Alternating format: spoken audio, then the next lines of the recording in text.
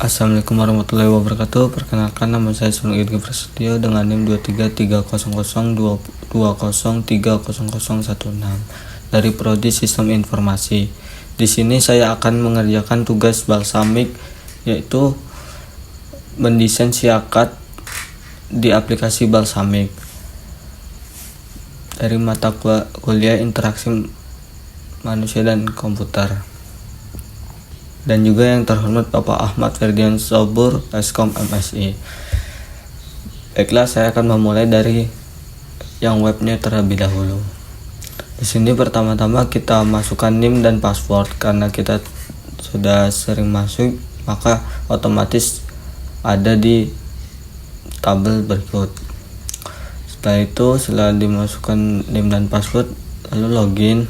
Di sini saya ada beberapa menu, yaitu yang terutama jadwal. Di jadwal ini kita bisa melihat mata kuliah apa yang akan kita pelajari di hari ini. Lalu ada di absensi. Kita setelah diberikan kode dari dosen, kita masukkan dosen lalu masuk, kemudian kita mengetahui dengan siapa kita belajar dan matkul apa dan jam berapa serta materinya apa. Setelah itu kita masuk ke uang kuliah. Di uang kuliah ini kita bisa melihat apakah kita sudah membayar atau belum. Di sini di semester 4 saya belum membayar, lalu sudah ada keterangan melunas. Setelah itu saya ingin mengecek. Di sini ada pemberitahuannya bahwasannya dari tanggal 2 Maret itu akan dibuka pembayaran dan silakan segera ke kasir. Lalu di sini ada KRS, nilai kita di semester ini. Selanjutnya KRS, di mana kita akan mengontrak KRS. Di sini setelah kita mengontrak KRS, lalu kita cetak, kemudian ini diserahkan kepada yang pertama tanda tangan dari mahasiswa, yang kedua kaprodi, yang ketiga PA. Nah, di sini yang mungkin membuat punya saya berbeda dengan teman-teman yang lain, di sini saya menambahkan izin atau sakit, yang tujuannya untuk mempermudah mahasiswa untuk melakukan izin atau sakit kepada dosen tersebut. Dan kita buka, lalu kita tulis. Jika surat izinnya terdapat seperti kertas, maka bisa difoto, kemudian dimasukkan foto, upload selesai, lalu setelah itu baru kirim, dan itu akan masuk ke dosen. Nah, di sini saya mempunyai KTM. KTM ini fungsinya untuk kita mengambil buku, contohnya di perpus, meminjam dengan KTM ini. Kemudian di sini ada profile saya, yaitu ada NIM, ada nama, jenis kelamin, di mana saya lahir, tempat tanggal lahir saya, dan kaprodi saya dan alamat saya. Kemudian di sini juga saya menambahkan Unaja Citizen, yang dimana Unaja Citizen itu sama seperti sosial media pada umumnya, tapi lingkupnya hanya lingkungan kampus.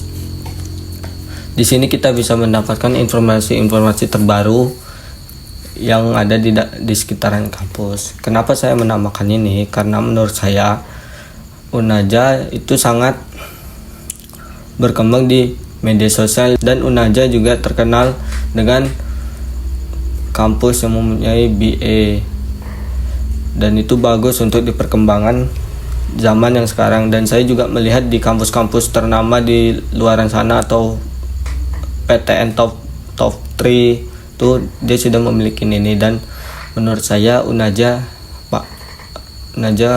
sangat cocok jika memiliki ini. Di sini kita bisa nge-tweet, bisa masukkan informasi atau apapun itu.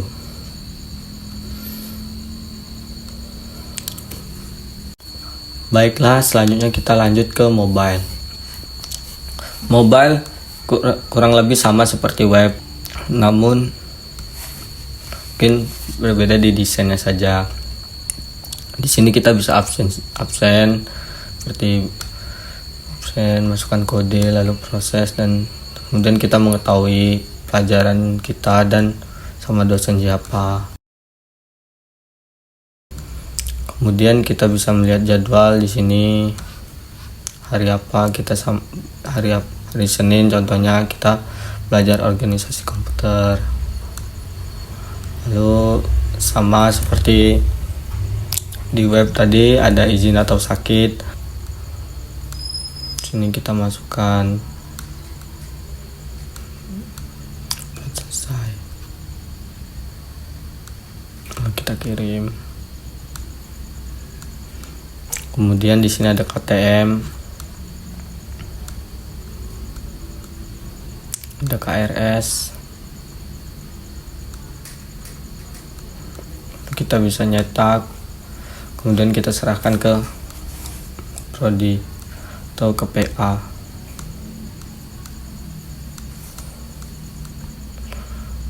Kemudian kita bisa melihat KRS di sini hasil studi kita. Di sini kita dapat melihat uang kuliah juga yang terdapat belum lunas dan kapan harus kita membayarnya. Baiklah, selanjutnya kita lanjut ke desktop, yaitu saya membuat desktop ini diuntukkan untuk dosen. Kita masuk dosen, memasukkan kode dan password. Nah, di sini dosen sebelum memulai kelas dia bisa buka kelas, lalu dosen memberikan kode absensi. Setelah kode absensi diberikan kepada mahasiswa, dosen bisa mengecek absen mahasiswa, siapa saja yang belum hadir, dan jika ada yang belum hadir diberitahukan kembali kepada mahasiswa agar tidak terdeteksi alpha. Kemudian setelah itu dosen memberikan materi kepada mahasiswa dan nanti akan masuk ke pemberitahuan mahasiswa pada saat absen tadi, yaitu misal ini pertemuan 13 materinya presentasi balsamik dan tutup. Kemudian dosen bisa melihat nilai siswa yang dimana siswa yang sudah mengerjakan tugas, sudah mengikuti UTS atau hadirnya berapa, di sini langsung dirangkup dan si mahasiswa mendapatkan nilai berapapun dari hasil yang mereka kerjakan. Lalu dosen langsung mengajukan KRS dan KRS ini langsung masuk ke web atau ke mobile para mahasiswa yang bisa dilihat di KAS mereka. Kemudian dosen juga tak pula saya berikan Unajatizen ini agar memantau para mahasiswa apa yang mahasiswa berikan di web ini. Jadi dosen juga bisa melihat kegiatan mahasiswa dan dosen bisa ikut nge-tweet atau memposting foto. Selanjutnya di sini dosen juga ada sakit izin alpha, namun bedanya si dosen itu hanya menerima izin dari mahasiswa. Kan tadi di sebelumnya ada itu mahasiswa yang izin, kemudian dia kirim ke dosen ini. Nah, disinilah masuk kepada dosen. Lalu ketika menurut dosen ini kriterianya pas untuk melakukan izin, maka dosen bisa me-ACC-nya. Kemudian mahasiswa tersebut terdeteksi izin langsung. Namun jika menurut dosen ini tidak memenuhi kriteria, maka dosen bisa menolak. Kemudian mahasiswa langsung terdeteksi alpha.